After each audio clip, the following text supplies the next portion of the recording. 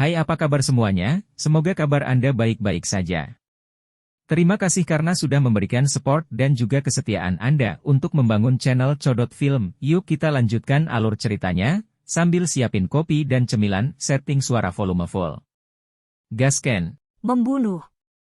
Langit malam dengan tenang tiba sementara Xiaoyan dan yang lainnya sedang menunggu. Cekungan kecil di pegunungan yang tersembunyi oleh hutan memancarkan sedikit aktivitas saat bulan sabit perlahan naik ke langit. Hai tua, kalian semua tidak perlu muncul jika pembunuhan ini berlangsung dengan lancar. Jika ada perubahan tak terduga yang terjadi selama operasi, kami memerlukan Anda semua untuk menerima kami. Xiaoyan menoleh, menatap Hai Bodong, dan berbicara dengan suara yang dalam setelah menyelesaikan persiapannya dengan Medusa. Iya? Hai Bodong mengangguk. Wajahnya serius saat dia berkata, hati-hati. Saya akan terus memantau situasi di kota. Xiaoyan tersenyum. Dia mengangguk sedikit sebelum menoleh ke belakang sambil berbisik kepada Medusa, ayo pergi. Medusa, yang sudah berganti menjadi satu set pakaian hitam, mengangguk saat mendengar ini. Setelah itu, dia menggerakkan tubuhnya dan muncul di udara. Dia melihat ke kota yang jauh, yang masih mempertahankan pertahanan yang ketat bahkan setelah tertutup oleh langit malam. Xiaoyan tidak menggunakan sayap doukinya karena dia takut menarik terlalu banyak perhatian. Sebagai gantinya, dia memanggil sayap awan ungu, yang sudah lama tidak dia gunakan. Meskipun kecepatan sayap awan ungu tidak bisa dibandingkan dengan sayap douki, kecepatannya lebih tinggi karena tidak terlalu mencolok di malam hari. Kali ini, mereka menuju untuk membunuh dan tidak secara terbuka masuk ke kota untuk mengendalikannya. Xiaoyan mengepakkan sayap awan ungu saat tubuhnya dengan cepat naik ke udara. Setelah itu, dia bertukar pandangan dengan Medusa sebelum mengangguk sedikit. Mereka berdua berubah menjadi sosok hitam yang bergegas menuju kota di bawah naungan langit malam. Dengan kecepatan mereka berdua, mereka muncul di tempat yang tidak jauh dari tembok kota dalam beberapa tarikan nafas. Lebih dari setengah ahli Do Uang yang berpatroli di tempat itu telah dipindahkan. Prajurit biasa yang tersisa mungkin berjumlah besar, tetapi mereka tidak memiliki ancaman apapun terhadap Xiaoyan dan Medusa. Kedua sosok mereka diam-diam berdiri dalam kegelapan. Tubuh mereka berubah menjadi garis hitam yang mengalir ke kota dengan cara seperti kilat saat ruang kosong tercipta ketika dua ahli doang saling bersilangan. Akhirnya, tubuh mereka bergerak dan mereka melintas ke dalam bayangan sebuah bangunan. Kami akan berpisah di sini. Ingat, segera pergi begitu Anda berhasil. Kita akan bertemu di Black Mountain Fortress setelah itu. Xiaoyan melirik sosok manusia yang terbang secara acak di atas langit. Dia menekan suaranya dan berbisik di telinga Medusa. Medusa sedikit ragu saat mendengar ini. Secara alami tidak banyak kesulitan baginya untuk pergi. Namun, begitu Xiaoyan dikelilingi oleh banyak ahli, akan ada bahaya dalam usahanya untuk melarikan diri. Santai. Xiampeskipun saya bukan Dozong, tidak banyak Do Huang yang bisa menghentikan saya jika saya benar-benar ingin melarikan diri. Xiaoyan tampaknya merasakan sedikit keraguan di mata Medusa saat dia sedikit tersenyum dan berbisik. Ya, hati-hati. Medusa segera berbicara dengan lembut saat dia mengangguk ketika dia mendengar Xiaoyan berbicara. Iya. Iya. Iya. Iya. Iya. Medusa sekali lagi mengangguk. Dia tidak menunda-nunda lagi setelah mengangguk sekali lagi. Matanya sedikit berkedip ke langit di atas sebelum tubuhnya bergerak dan berubah menjadi bayangan hitam kabur yang bergegas ke kota dengan cara seperti kilat. Mata Xiaoyan mengirim Medusa pergi saat tubuhnya menghilang dengan tenang dalam kegelapan. Dia juga mendesah lembut. Setelah mendapatkan posisinya, dia terbang ke arah berlawanan dari Medusa. Dokter peri kecil, yang duduk bersila di atap gedung luas yang terletak di tengah kota, perlahan membuka mata ungu keabu-abuannya. Tatapannya menyapu ke arah tempat Medusa dan Xiao Yan berada. Dia segera menurunkan wajahnya dan dengan lembut berbicara pada dirinya sendiri, "Saya telah melakukan semua yang dapat saya lakukan. Terserah Anda semua untuk membuatnya berhasil." Perkemahan Lembah Mulan terletak di daerah yang dekat dengan sisi barat kota. Dibandingkan dengan daerah gelap lainnya di kota, tempat ini masih cukup terang meski sudah larut malam. Tentara bersenjata lengkap berpatroli di semua tempat. Pakar Do Wangs berulang kali terbang di atas kepala di udara. Seorang ahli dengan penglihatan luar biasa juga menjaga dari menara tinggi di camp. Mata tajam mereka yang tak tertandingi berulang kali menyapu kegelapan di sekitar camp. Busur panah yang membunyikan alarm di tangan mereka siap untuk menembak kapan saja. Melihat pertahanan yang ketat dari tempat ini, terlihat jelas bahwa mereka sedang waspada. Sosok manusia yang kabur tiba-tiba melintas di kegelapan di dalam camp. Wajah kayu tinggi yang terbuat dari tiang kayu yang tebal dan kokoh meleleh dengan tenang dan membentuk lubang berukuran sedang. Kegelapan segera bergoyang dan sosok manusia bergegas ke dalamnya dengan cara yang aneh. Meskipun tempat ini dijaga ketat, tempat ini tidak memiliki elit Du Zong yang asli. Oleh karena itu, tindakan pengamanan ini sebenarnya tidak banyak berdampak pada Xiao Yan. Meskipun dia hanya seorang Du Huang, dia memiliki persepsi spiritual yang sangat tajam yang memberinya pandangan ke depan yang memungkinkan dirinya untuk mengurangi peluangnya untuk diekspos. Para prajurit yang berpatroli ke sana kemari serta sosok manusia yang berkedip di udara tidak menemukan sosok hitam yang dengan cepat mendekati tengah camp yang cukup terang. Selama Xiao Yan dengan cepat memasuki camp Lembah Mulan, Medusa sudah muncul di wilayah terdalam dari sekte angsa emas di atap aula yang sangat mewah yang menempati ruang yang sangat besar. Mata Medusa menyapu tempat itu dengan sikap acuh tak acuh.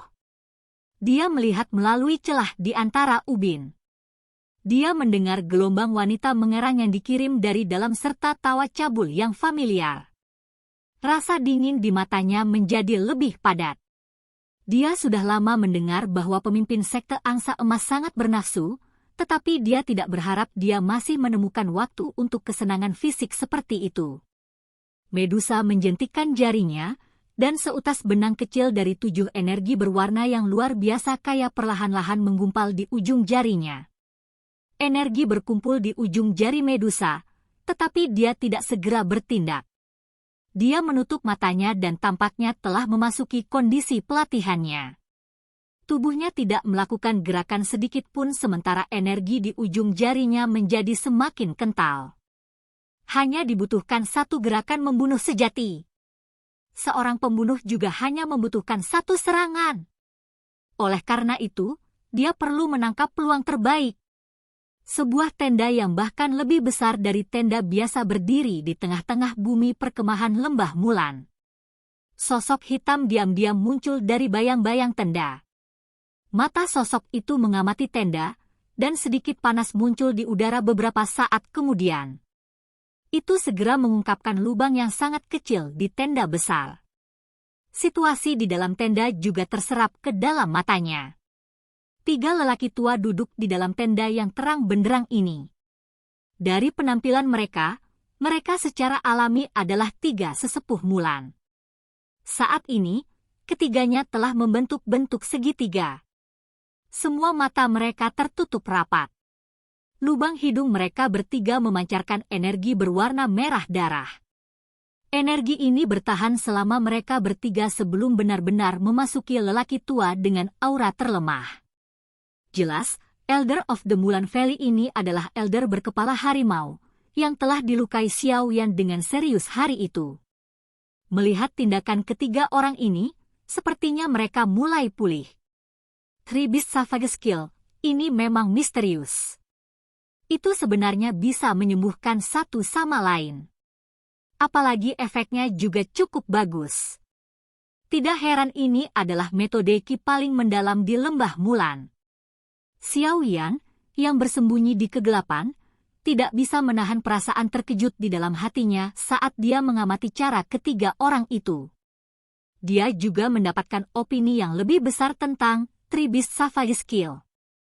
Jika aliansi yang memiliki ahli yang mempraktikkan metode Qi ini, peningkatan kekuatannya tidak akan kecil.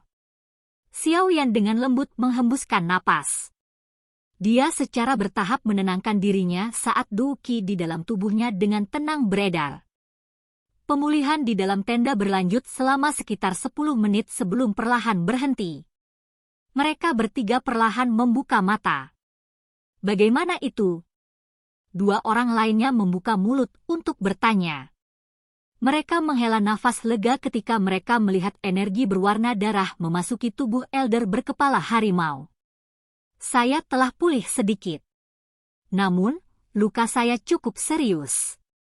Sepertinya aku hanya bisa menunggu pil obat tingkat 6 dikirim dari Lembah Mulan jika aku ingin sembuh total. Wajah tetua berkepala harimau itu muram saat dia menjawab.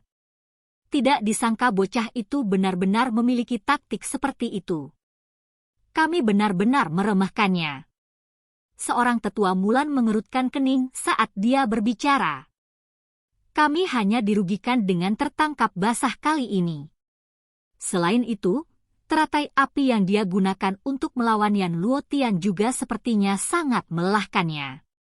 Tidak mungkin baginya untuk pulih dalam waktu singkat. Kekejaman melintas di mata tetua berkepala harimau saat dia berkata, setelah ahli elit dari Lembah Mulan tiba, kita akan sekali lagi bergabung dengan Sekte Angsa Emas, dan kita akan menyerang aliansi Yan sampai darah mereka mengalir seperti sungai. Bahkan jika Poison Sect berhenti berpartisipasi. Dua sesepuh lainnya juga menganggukkan kepala dengan wajah suram. Jika mereka kembali dengan tangan kosong dari serangan gabungan mereka terhadap Kekaisaran Magia, bagaimana mungkin Lembah Mulan mereka memiliki wajah untuk berdiri di wilayah barat laut ini di masa depan? Mereka pasti akan menerima banyak ejekan ketika mereka selanjutnya berpartisipasi dalam pertemuan besar faksi. Suara tiba-tiba dari peluit tajam muncul tepat saat mereka berdua menganggukkan kepala. Suara menusuk telinga bergema di seluruh camp. Ekspresi ketiga sesepuh Mulan berubah drastis ketika mereka mendengar suara peluit ini. Mereka tidak berhenti. Sebaliknya, dua tubuh mereka bergerak untuk melindungi tetua berkepala harimau yang terluka di belakang mereka. Tenda miring ke samping dan pecah saat mereka pindah. Sosok manusia yang sepenuhnya tertutup oleh cahaya perak, membawa angin kencang, bergegas keluar. Xiao Yan? Kamu benar-benar datang. Mata ketiga sesepuh Mulan sedikit menyusut saat mereka melihat sosok manusia berwarna perak yang bergegas dengan cara seperti kilat. Mereka langsung berteriak dengan suara keras. Pada saat yang sama, Du Qi yang kuat tiba-tiba melonjak. Keduanya bergandengan tangan dan dengan keras menabrak dengan marah ke arah sosok cahaya. Kedua pukulan itu membawa angin kencang. Mereka secepat kilat dan dalam sekejap mata, tinju mereka membentur sosok cahaya itu. Ci! Sosok cahaya itu berguncang dengan kuat setelah menerima pukulan berat. Itu segera tersebar di depan mata kaget milik tiga sesepuh Mulan. Sebuah bayangan. Setelah mendapatkan pengalaman bertukar pukulan dengan Xiao Yan, kilat melintas di hati kedua sesepuh. Mereka tiba-tiba membalikkan tubuh mereka dengan cemas dan bisa melihat sosok hitam berdiri di samping tetua berkepala harimau dengan cara seperti hantu. Tangannya yang seperti cakar elang dengan kuat memegangi leher sesepuh. Pemuda berjubah hitam itu tidak bisa membantu tetapi memberikan sedikit senyum pada kedua orang itu ketika dia melihat mereka melihat ke atas. Giginya yang putih dan berkilau menyebabkan hawa dingin menyebar ke seluruh tubuh mereka. Silakan pergi ke. Oke guys, jangan lupa like, comment, share, and subscribe di channel Codot Film. See you next video. Peace out and bye-bye.